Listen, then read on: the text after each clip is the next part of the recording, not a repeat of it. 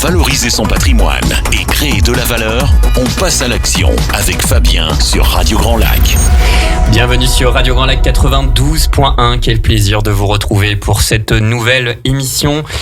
Cette nouvelle émission que j'ai voulu consacrer au courage et à la motivation des dirigeants d'entreprise, nos dirigeants d'entreprise qui créent de la valeur, qui ont cette étincelle de création divine et pourtant que l'on chahute si tellement en France depuis ces dernières années. Alors derrière chaque entreprise, il y a une histoire humaine, des décisions, des chutes, des renaissances. Et aujourd'hui, j'ai le plaisir d'accueillir Patrick Ravel. Bonjour Patrick. Bonjour Fabien. Alors Patrick, vous nous venez de Chalon-sur-Saône, donc saluons l'attractivité de Radio Grand Lac puisque nous accueillons des personnalités qui nous viennent d'autres départements.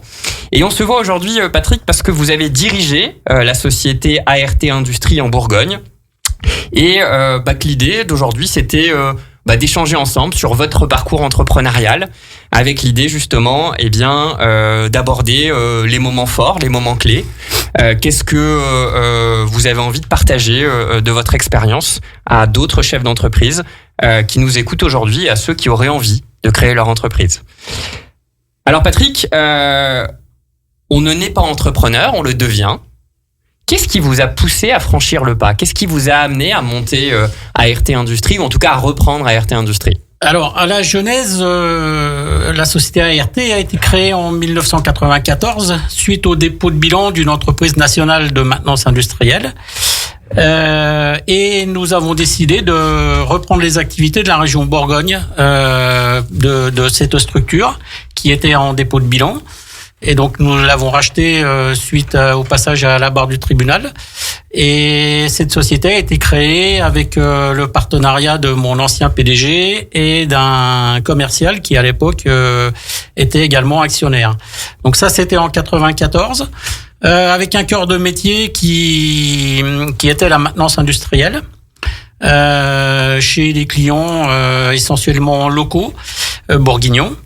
En 98, on a décidé d'ouvrir les activités à l'activité bureau d'études mécaniques en créant un bureau d'études pour pouvoir concevoir nos propres machines spéciales et également faire du rétrofit d'équipements divers pour nos clients. Avec cette arrivée de bureau d'études mécaniques en 2000, on y a adjoint la partie bureau d'études électricité et automatisme. Pour être complètement autonome sur les projets, pour pouvoir donner satisfaction à nos clients qui étaient de plus en plus demandeurs de projets clés en main. Donc on a commencé cette activité avec plutôt un beau succès, et ça nous a emmené jusqu'à l'année 2007 où mon PDG de l'époque était à la veille de partir à la retraite. Et la question s'est posée du devenir de l'entreprise. On avait mandaté un cabinet de la région Bourgogne pour procéder à la vente. On s'était mis d'accord sur un pacte des actionnaires pour procéder à la vente de l'entreprise. Et quand j'ai vu les propositions de rachat qui nous étaient offertes et la typologie des acquéreurs potentiels, je me suis posé la question de savoir si j'avais pas la fibre à essayer de faire quelque chose et de partir moi-même dans cette expérience. Donc j'ai commencé à consulter, ce qui était pas évident parce qu'il fallait réunir un pool bancaire, forcément, qui puisse accepter de porter le LBO. Donc j'ai trouvé un pôle de 3 banques qui m'ont accompagné dans la reprise, ainsi que l'Institut de développement économique de la Bourgogne qui arrivait au capital et également au compte courant pour m'aider à supporter le LBO. Alors le projet était assez sympa parce que on va dire que l'économie du départ de mon ancien PDG finançait quasiment le LBO. Donc dans l'idée, je dirais qu'il y avait quasiment pas de somme à sortir en plus sur les bénéfices générés par l'entreprise. Donc ce projet a vu le jour avec une signature tout début 2008, le 3 janvier 2008. Alors beaucoup de gens m'ont dit oulala, c'était pas le bon moment. Et effectivement, c'était pas forcément le bon moment. Septembre 2008, tout le monde sait que la crise commence à passer par là. Alors sur 2008, on l'a pas ressenti nous parce qu'on avait un carnet de commandes qui était blindé jusque début 2009. Donc fin 2008, début 2009, pas de souci, on est passé au travers des gouttes. Mais 2009, mois d'avril 2009, là ça a commencé à se compliquer dans la mesure où nos clients ont subi la perte des investissements et on s'est retrouvé avec un chiffre d'affaires qui a dégringolé de mois en mois pour passer de 5,4 millions à peu près lissé sur les années précédentes à 3,4 millions. Oui, donc, ça fait une baisse significative à ce moment-là. La baisse était très très significative et effectivement, on n'arrivait plus avec la structure qu'on avait à passer les mois et tout devenait beaucoup plus compliqué. C'est quand même une baisse de chiffre d'affaires de quasiment 50%. C'est tout à fait ça. Alors on avait beaucoup de techniciens qui avaient des contrats chez des clients en sous-traitance et nos clients se sont repliés sur eux-mêmes. Ils ont des fois changé leur rythme d'activité pour passer de 5-8 en 3-8, ce qui a fait qu'ils ont récupéré une partie de leur effectif qu'ils ont dû redispatcher sur les autres postes. Et nous, les gens qui étaient chez eux en sous-traitance, se sont retrouvés de retour à l'atelier et pas forcément de quoi les alimenter sur d'autres projets. Donc c'était très compliqué. Alors Patrick, peut-être pour que nos auditrices et auditeurs comprennent bien quelle était l'activité, ou en tout cas quel était un client type d'ART Industrie. Si par exemple vous nous donnez un exemple de chantier ou de mission que vous aviez à l'époque dans la maintenance industrielle, dans le bureau d'études mécaniques, qu'est-ce que ça pourrait... Alors, ce qui nous a le plus porté préjudice et ce qui a occasionné la chute du chiffre d'affaires, c'est surtout la partie montage câblage de machines spéciales pour lequel on travaillait avec des clients en sous-traitance. Je dirais des clients type comme Sermex, comme des gens qui travaillaient dans la grosse machine spéciale destinée à traiter des lingots en sidérurgie, tout ce qui était activité montage et câblage. Un exemple type, j'avais loué un bâtiment complémentaire sur Châlons pour une activité de montage et de câblage de machines spéciales où on occupait à peu près entre 9 et 12 personnes lissées sur l'année. Et du jour au lendemain, on nous a annoncé qu'on nous confierait plus de machines en sous-traitance parce que le marché n'était plus là. Donc ces 12 personnes-là, je les ai récupérées également en inactivité sur le site de Châlons. Et donc ça a été violent parce que c'est arrivé en l'espace de 2 ou 3 mois sur l'année 2009, à partir du mois d'avril à peu près. Et ça, quand vous décidez, alors si on remonte un petit peu dans la chronologie, puis on reviendra sur cette période un peu compliquée des années 2008-2009, mais si on remonte tout en arrière, comment vous aviez vu évoluer justement ce marché-là de la maintenance industrielle, du bureau d'études mécaniques? Comment vous le sentiez ce marché-là dans les années 90 Alors, dans les années 90, on avait un constat qui se faisait de la part de nos clients, c'est qu'ils avaient tendance à externaliser énormément de choses, entre autres leur maintenance de site, de par le fait que ils avaient des difficultés à recruter et ils avaient des besoins qu'ils n'arrivaient pas à satisfaire en interne. Et il y avait également de la part de certains un choix de sous-traiter leur partie de maintenance.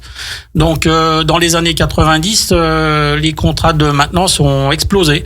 Et on avait des sites sur lesquels on avait même récupéré la maintenance globale, depuis le technicien qui intervenait jusqu'à la partie gestion pièces de rechange et accompagnement, bureau d'études, développement et recherche investissement.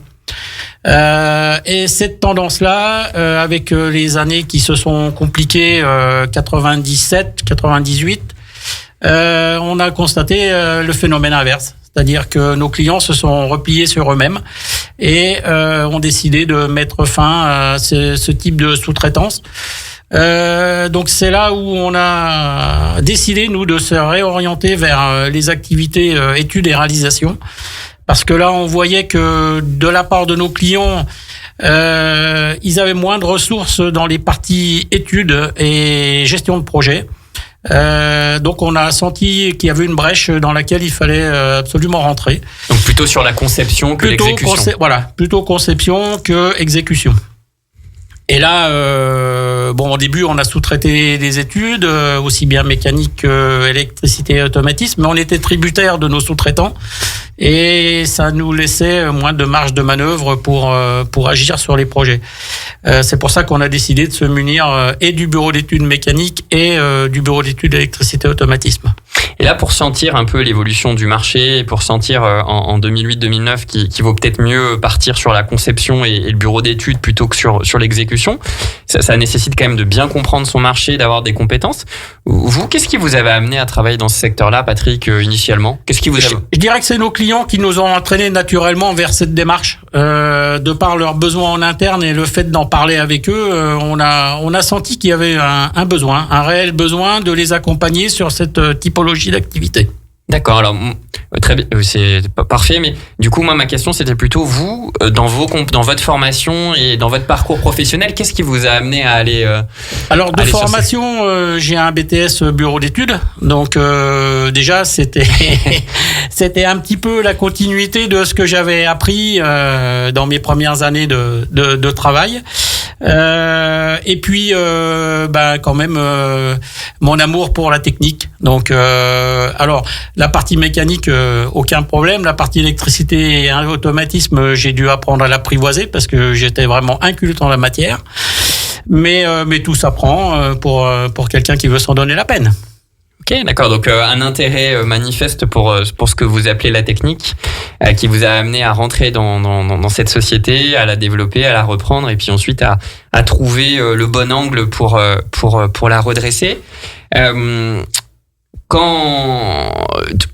Selon vous, quels ont été sur cette première partie les facteurs clés de succès jusqu'à 2008-2007 quels ont été les facteurs clés de succès du groupe selon vous, Patrick ? Alors, nos activités de succès, c'est le fait qu'on connaissait bien notre clientèle et que notre clientèle nous connaissait bien et la relation humaine avec nos clients.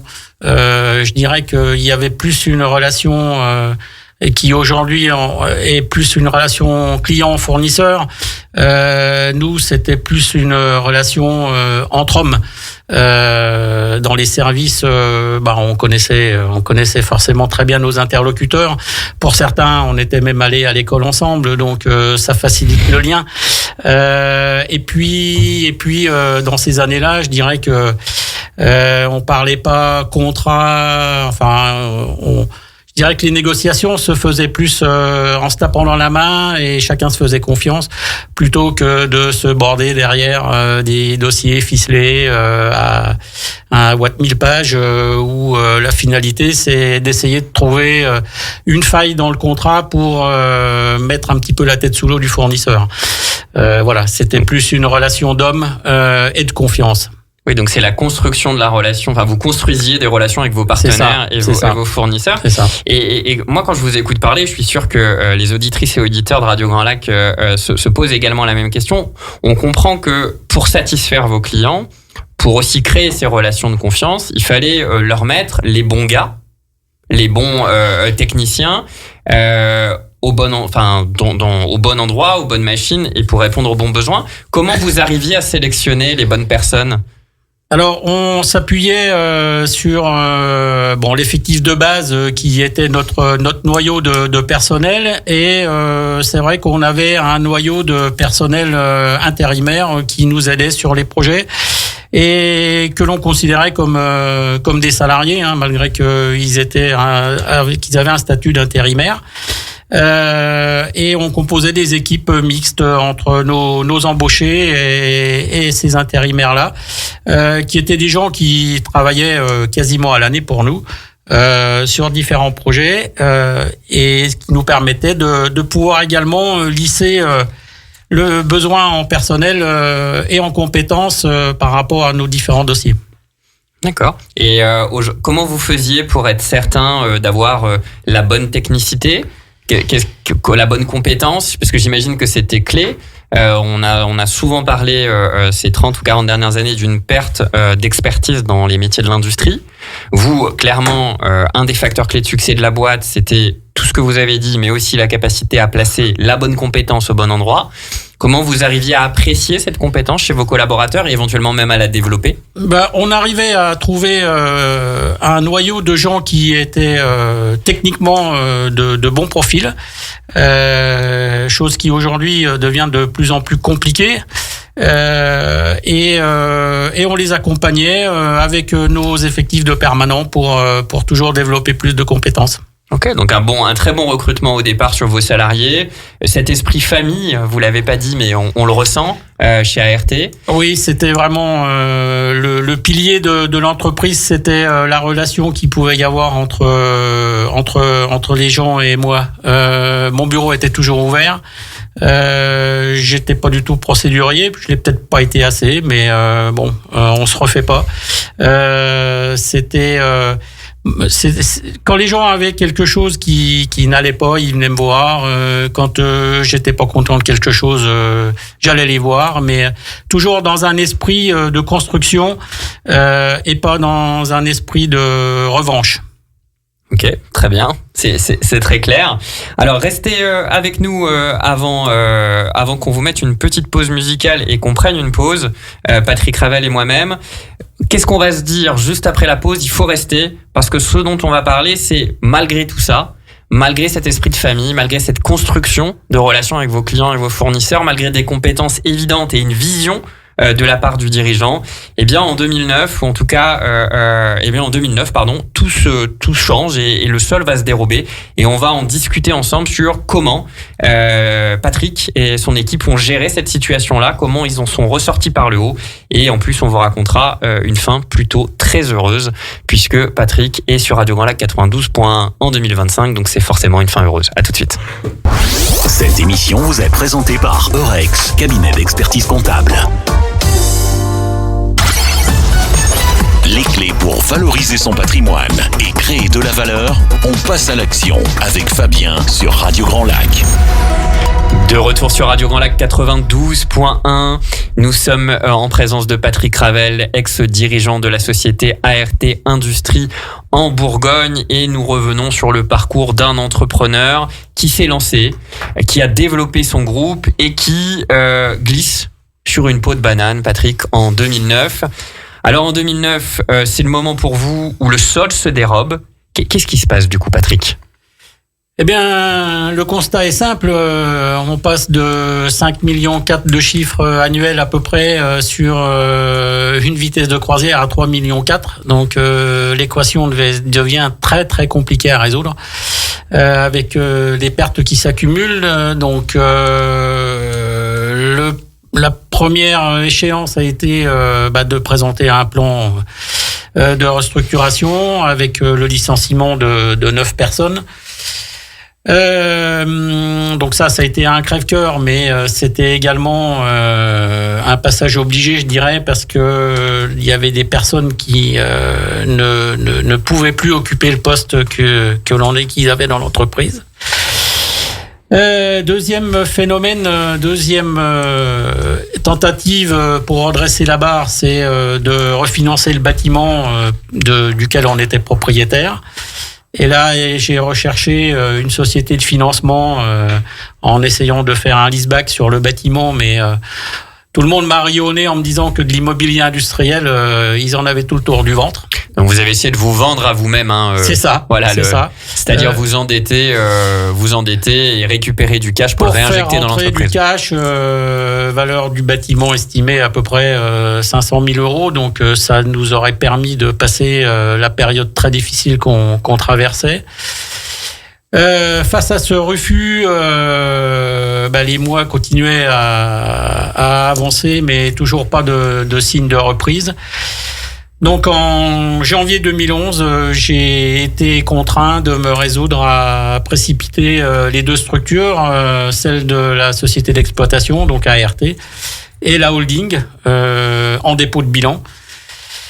Donc le 19 janvier 2011, on se présente à la barre du tribunal et là on dépose le bilan des deux structures. Paradoxe de l'histoire, le président du tribunal me dit « Mais attendez, et quelque chose que je comprends pas, là, je regarde votre situation bancaire, là, le relevé d'hier me fait apparaître un plus 500 000 euros, et vous venez vous présenter à la barre du tribunal. Je dis oui, mais en contrepartie, il y a 900 000 euros de dette. Donc, effectivement, en termes de trésor, on est bien aujourd'hui, mais parce qu'on a anticipé la chose. Mais demain, il faudra tout payer, comme on dit vulgairement, au cul du camion. Le personnel, il faudra le payer par avance. Donc, on a besoin d'une trésorerie relativement solide après le dépôt de bilan pour pouvoir assurer la poursuite d'activité. Donc, pour que nos auditrices et auditeurs comprennent, quand vous dites dette de 900 000 euros, c'est dette fournisseur, dette fiscale et sociale, pour qu'ils comprennent. Hein, l'ensemble des dettes cumulées arrivait à un montant assez impressionnant de presque 1 million d'euros, quoi. Oui, vous avez préféré devancer à ce moment-là plutôt que se retrouver dans une situation où vous auriez couru après l'argent et vous auriez mis des familles et des entreprises en difficulté. Sans trésorerie, de toute façon, la poursuite d'activité était compromise parce que il faut payer tout au quotidien. Alors, on a eu la chance qu'on a des clients qui nous ont aidés. Qui nous ont payé des factures par anticipation. C'est là où on voit que le fait d'être proche de ses clients peut également vous sauver d'une situation compliquée. On a donc des clients qui nous ont avancé des projets de commande pour pouvoir nous céder des acomptes à la commande, pour nous faire de rentrer de la trésorerie, pour nous permettre de continuer à vivre. Au moins cette première période d'observation de 6 mois pour lequel le tribunal nous avait donné confiance. Il s'avère que l'activité a repris suite à cette période d'observation et nous a permis de continuer à travailler un peu plus sainement, je dirais, pour valider une deuxième période d'observation de 6 mois. Qui nous a permis de mettre en place le futur plan de continuation à 10 ans, que l'on a validé donc au bout de 12 mois après la date du dépôt. En ce qui concerne la société d'exploitation et en ce qui concerne la holding, la négociation avec les banques nous a permis de faire un moratoire de 5 ans sur la dette senior, en ne payant que des intérêts sur la dette et non le remboursement du capital de la dette LBO. Et ça nous a permis également de sauver le rachat et de permettre d'éponger les dettes.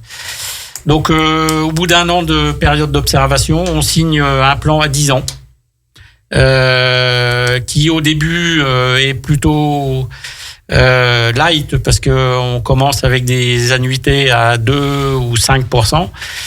Ça devient un peu plus compliqué plus tard parce que le remboursement de la dette passe à 10% puis 11% dans les dernières années.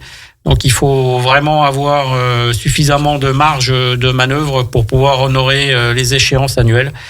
Mais avec l'arrivée de nouvelles personnes dans la structure, à partir de 2012 et 2013, ça nous a permis de pouvoir recréer un portefeuille client solide et nous permettre de monter sur une activité lissée à peu près à 6,5 millions annuels.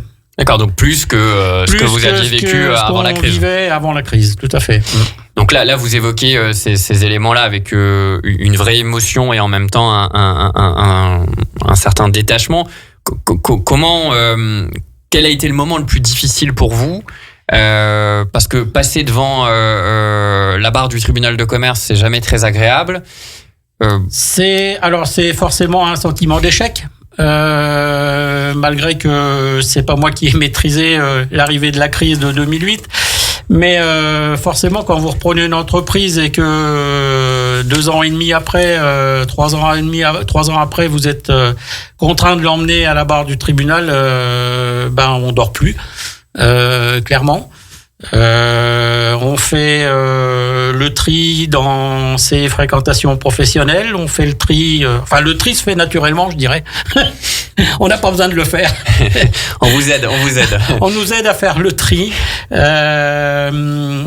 Les banques, forcément, vous tournent le dos ou vous pressurisent un peu plus parce que forcément, vous êtes caution personnelle sur les prêts. Donc, on vient vous bloquer tous vos comptes à la banque. On vient vous demander des activations de caution, etc., etc. Donc, forcément, les journées et les nuits sont de plus en plus difficiles. J'ai eu la chance d'avoir quelqu'un qui m'a accompagné chez son avocat à Paris.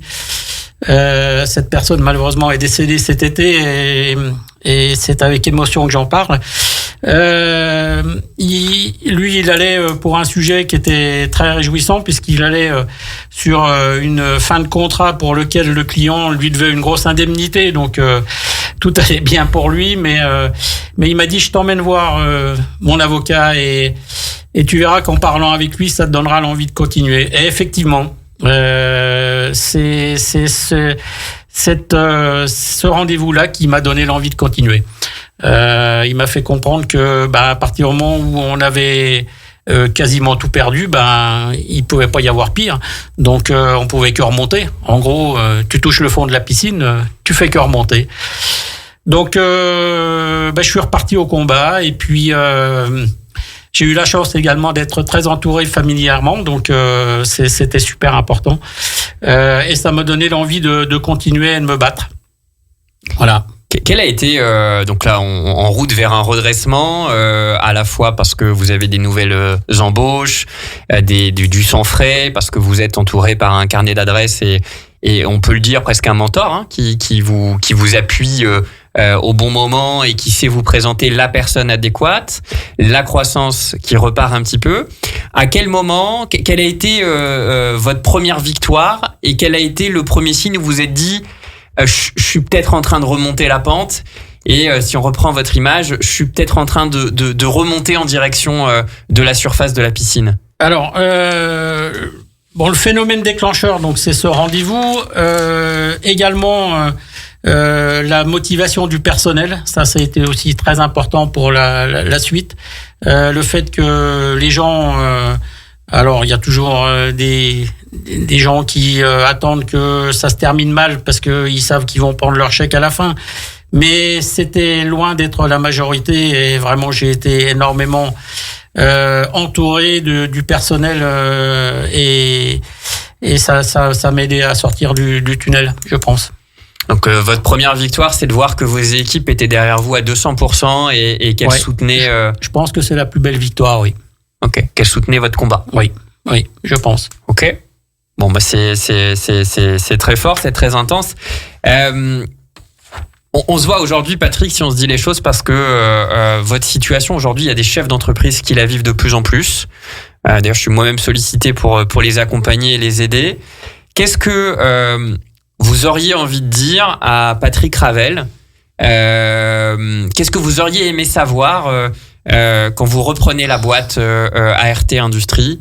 Qu'est-ce que vous auriez aimé qu'on vous dise? Quels conseils vous auriez aimé recevoir qu'aurait pu vous aider tout au long de votre parcours? C'est très compliqué parce que je dirais qu'il y a pas une situation qui se ressemble et chaque entreprise a son vécu et peut être confrontée à diverses difficultés, que ce soit une défaillance d'un client, que ce soit un manque de volume, que ce soit un manque de personnel parce que les compétences sont compliquées à trouver aujourd'hui. Mais je pense qu'il faut toujours avoir en l'esprit que entreprendre c'est quand même un super projet, malgré les tourmentes dans lesquelles les chefs d'entreprise sont souvent. On se construit pas tout seul. Il faut savoir s'entourer de gens plutôt compétents, de conseils, beaucoup écouter les autres. rester très modeste, parce que ça c'est vraiment l'esprit, c'est la modestie. Et voilà, je pense qu'il y a pas trop d'autres recettes. Après, il faut que le business soit là, parce que sans le business, l'entreprise elle a plus de raison d'exister. Ok, merci pour ce partage. Je pense que le rôle d'un bon conseil, en tout cas d'un bon entourage au sens large du terme, dans ces moments-là, c'est de fournir les bons relais au bon moment pour pas laisser seul son client ou sa connaissance face à la tempête. Et c'est ce que vous avez entre autres illustré dans cet échange-là. Et c'est aussi la manière dont je vois mon métier. On approche de la fin, Patrick, de cette émission. Pour tous nos auditrices et auditeurs qui nous écoutent, ça finira très bien, puisque vous finirez par céder votre groupe. Juste un petit mot, qu'est-ce qui vous déclenche au moment de réfléchir à vendre votre société, et c'est une réflexion que vous lancez à partir de 2019? Alors, ce qui déclenche, premier phénomène, c'est l'avancée dans l'âge quand même, parce que on approche de la soixantaine et on se dit que c'est une entreprise, ça se fait pas du jour au lendemain. La preuve en est, c'est que j'ai décidé la vente en 2019. Également parce que nos enfants avaient décidé d'aller s'installer à la Martinique et on avait envie de prendre du temps pour aller les voir et ne plus avoir les contraintes de l'entreprise à ce moment-là. Et puis bien m'en est fait, parce que 2020 le Covid arrive, donc toute cession d'entreprise est inenvisageable, et on reprend les négos en 2021, une première négo qui n'aboutit pas et une deuxième qui verra le jour en 2022, avec un accompagnement qui a été qui m'a permis de partir en sifflet, avec une première année à 80%, une deuxième année à 50%. Donc c'est une bonne façon de pouvoir lâcher prise, je dirais, et tout en étant présent avec l'acquéreur. Ok. Donc en tout cas, des moments difficiles. Oui. Mais au final, la récompense de cet effort-là. Moi, je voulais vous remercier, Patrick, pour plusieurs raisons. Déjà, la première, c'est d'être venu nous voir à Aix-les-Bains. Avec plaisir. D'avoir accepté cette émission et d'avoir fait ce partage sans filtre, comme vous êtes d'ailleurs dans la vraie vie, avec intensité, avec cette volonté de contribuer à la réflexion de nos dirigeants d'entreprise qui se font chahuter. Moi, si je devais résumer ce qu'on s'est dit, je dirais ceci. Le courage, c'est se relever. La motivation, c'est reconstruire. L'expérience, c'est ce qui reste après la tempête. Un grand merci encore, Patrick, pour cette émission. On vous dit rendez-vous et on vous donne rendez-vous à très vite sur Radio Grand Lac 92.1. C'était Patrick Ravel de ART Industrie et Fabien Giroux sur Radio Grand Lac 92.1. La radio locale pour vous, c'est Radio Grand Lac.